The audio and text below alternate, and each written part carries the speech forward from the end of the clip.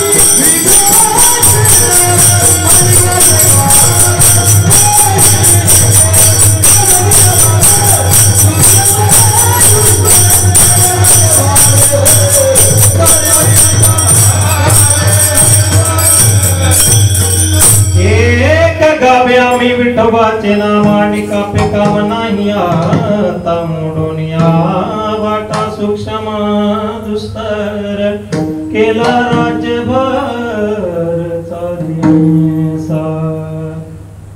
भगवंताच्या नामचिंतनाची प्रखर अशी साधना तुकोबारायांनी केली आणि साध्य प्राप्त झाल्यानंतर या साधनाचा सगळ्यांनी उपयोग करून घ्यावा, या साधनावरती सगळ्यांनी आरूढ व्हावं याच्याकरता खूप प्रचार केला महाराजांनी।